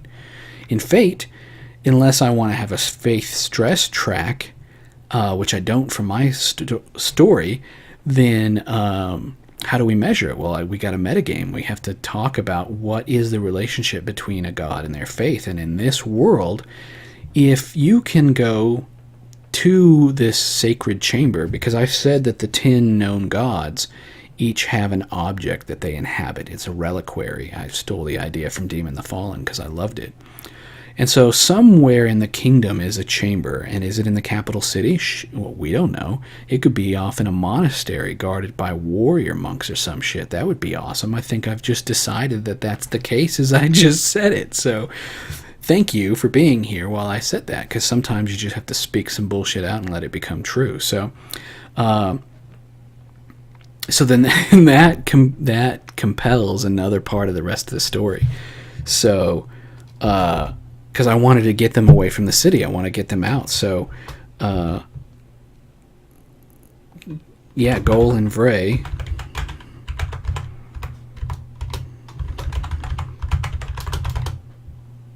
not in the capital. They have to travel to get there. Why do I even bring this up? Because the Inquisitor Oza looked up an ancient rite, an ancient custom.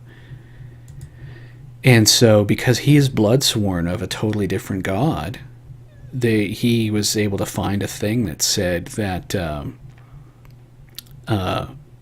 it's called the rite of respect, something like that, or reverence. And so basically, if I'm a foreigner but my faith is strong and I know that this rite exists, I can invoke it, and it gives me the permission to be taken before your god and bend the knee and say that I'm, kind of like you would the prince in a vampire story, to kind of say a prayer or have a one-on-one with that god. And so he would know about this because he's an inquisitor. And so he's also going to, and is he a bad guy? Maybe. He seems like a good guy, and he seems like his agenda is pure, and so far I've been playing him that way. But, is there a larger plot at hand? What, is it rude to, if he goes into this booth, it's more kind of going to be a cave or some cool shit, but I liken it to the old Jewish Holy of Holies. It's like you have to be a high priest to be able to go in there. Not just any peasant could go into this place. So if they go there, oh yeah, guarded by warrior monks. That's some cool shit, remember?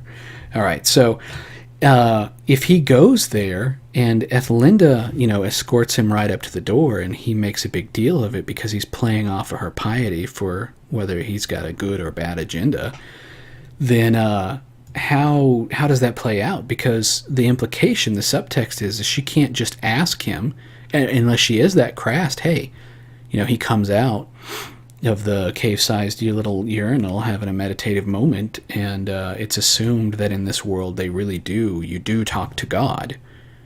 Like, that's a thing.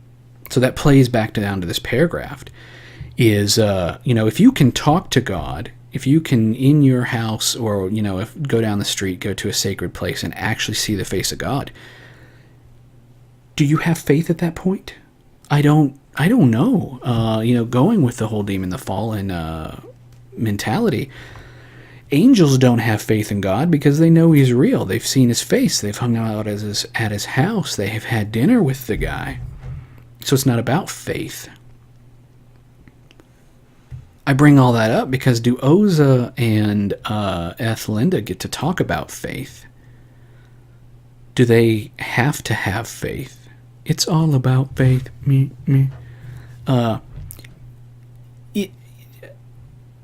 Is it a matter of faith if she's had that? Because we're role playing that she is bloodsworn and she knows 2 rituals, and so I also have in my document, episode 12 planning, the master document for the thing. I said, should the rituals you take, because they're handed down, they're called blessings when you take them, because you're bloodsworn. Because bloodsworn in our game means that you have, you can trace your bloodline back to one of the major heroes of 1,000 years ago. Like, my house has the blood of the warrior Hercules. So my blessings deal with, like, killing dragons and being strong. Whatever. So yeah, does it become a matter of faith or not? How can I play with that? How can I use faith as a theme that we explore for a couple of episodes? Deep Space Nine did that well with Kira. Yeah. Once Cisco became what the hell did they call him? I'm gonna botch this. I love Deep Space Nine. Kind of became the Oracle, the voice, the chosen one, and he had gone, and his brain had gone into that simulation. Oh man, this is cool. I need to use this. So yeah, maybe seeing the face of God, especially because Golan Vray. So Golan Vray was not going to be about time, and in fact, in a microscope way, we said that time travel was off the table. Couldn't happen in our world. But the more I got to thinking that the starting area they chose and the god that represents that area, because the gods are kind of regional, dealt with time, or because he was the god of rivers, time flows like a river. And so he can show them when they were in his temple and they had to spend a night there, he gave them prophetic dreams. And it's actually bugged a few of the players and in character. And that's kind of cool because then you have to start saying, well, what the shit was that dream about? And I even have said out of character, not all of your dreams are possible.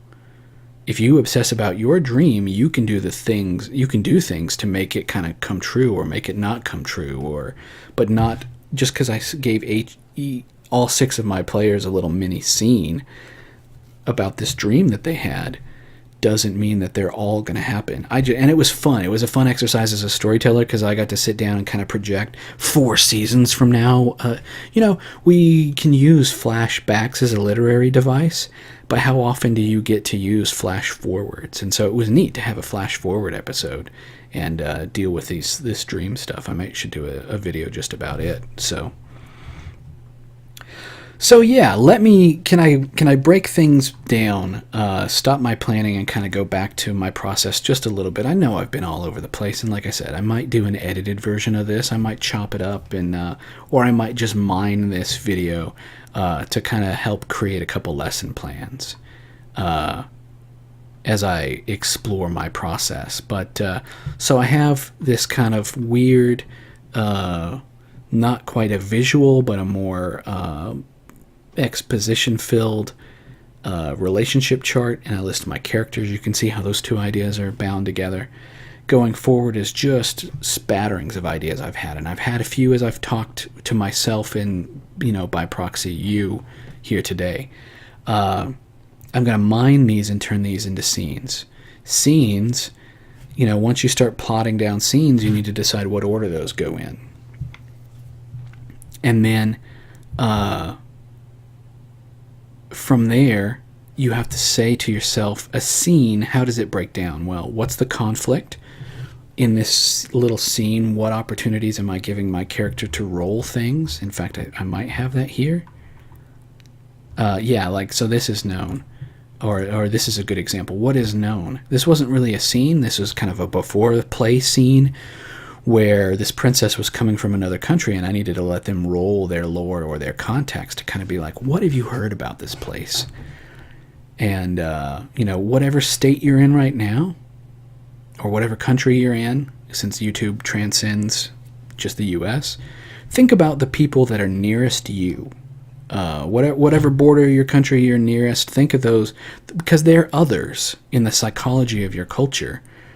And yeah, I really am going to get into this, but, it's cool because I got to come up with rumors, like, depending on how they rolled, oh, she's a beautiful princess. Oh, she's an ugly hog of a hag.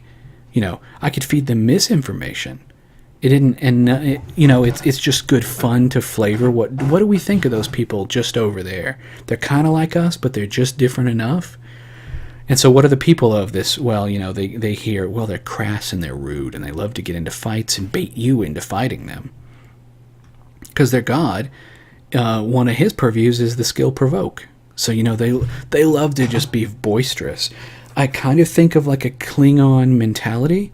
Like, I've wondered in my game, should banter be a skill? The kind of the French mustache twirling. Yes, I can debate you, good sir. I've got the facts. We can have a jolly good talking to. And, I've got a witty, I'll roll my banter. Well, here's something witty. Here's a pun. Yeah, no, these are not that. They are about provoke. And it's like, oh, you won't fight me? Well, then obviously you're a coward. Your whole houses are weaklings. Everyone's going to see what a wuss you are. Is it all some bullshit? Is it kind of like an Irish thing? Do they love to start fights? I don't know.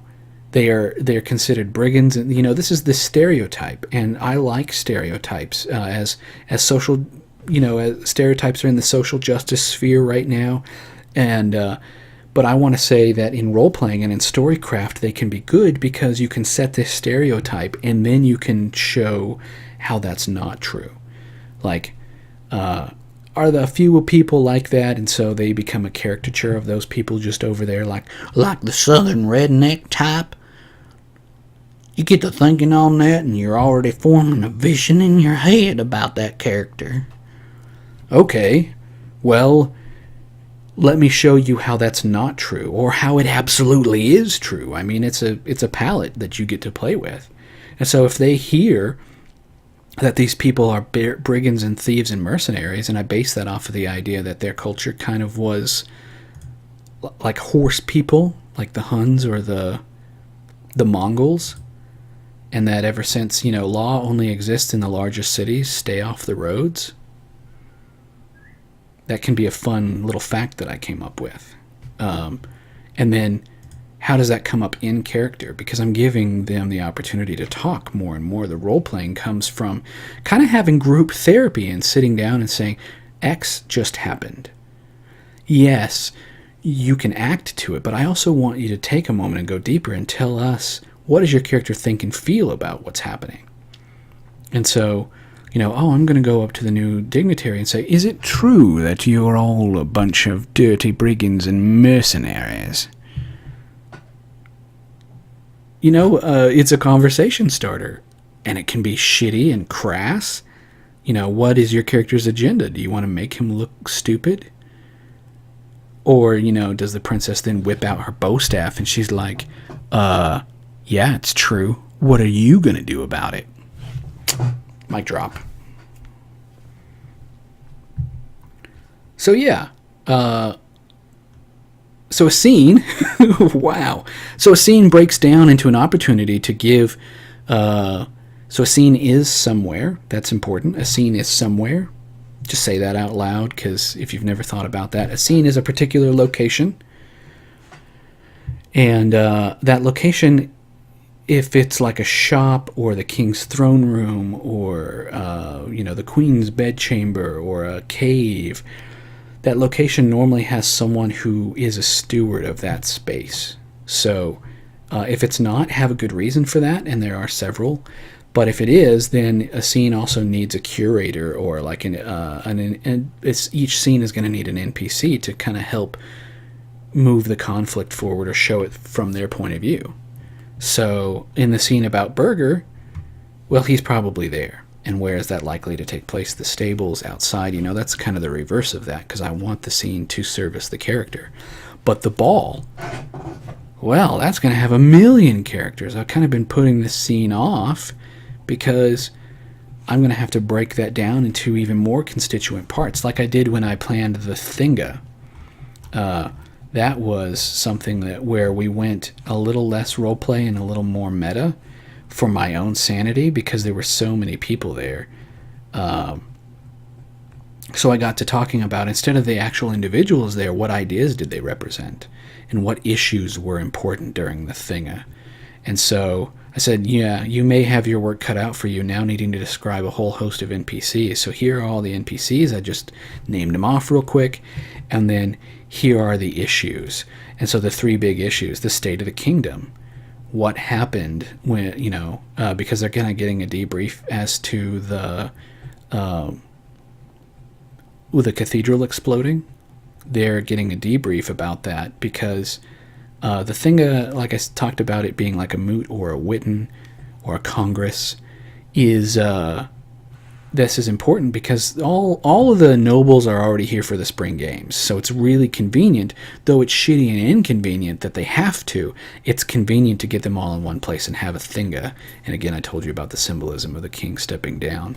And so two of the main characters got to be in on this Thinga. One, she's a refugee from another kingdom, and the king likes her enough that he said, I would be honored if you would attend and give me some perspective. So that tells me again about another scene I'm going to need. I know of two of them talking with the prophet and then talking with the king. And we'll have to decide on the timeline where those are going to be. Is it harder for her to talk with the king? But anyway, so he asked the princess, she's as far as she knows, there's only a couple other people, but she knows a few refugees in town. But basically,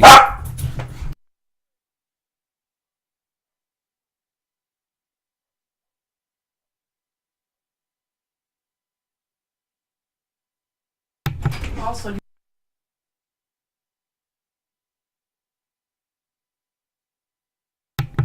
so it looks like the internet crashed, but luckily I don't need that. That's what the wife was warning me about. Well, I mean, I kind of need it. I hope that this syncs back up. But anyway, so yeah, I'll have to decide what order these scenes take place in.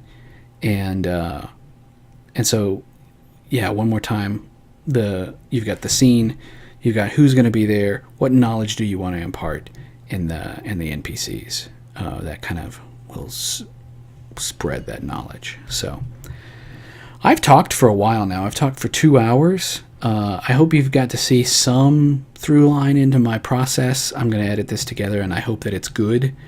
Let me make this bigger. No, not. Let's hold shift. Let's hold control. Yeah, so let me sign off. I've talked for a while. I hope you've learned some stuff. I hope that I can edit this together to make it coherent in some way, shape, or form. And I just want to play with this format of learning more about vlogging, but also talking about my process. And so the very fact that you've put up with this, I'm going to post the unedited version, but then also the edited version. And thank you so much for, sitting down and talking, or letting me talk to you cerebrally about Storycraft. And, I hope that I can impart some knowledge on you based off of all the stuff that I've learned over time, and hope to continue learning. So hopefully, like me, you want to be a lifelong learner and get better. And so share your thoughts down in the comments below. Share your thoughts. Thank you. Like, share, do all the stuff, comment. It's been an honor to get to. It's been a real honor to... I say this because I guess I'll do multiple takes, but it's been a real honor to have you here as you let me spin the sand of your hourglass. This is kind of what I'm trying to say. So thank you again. Be well.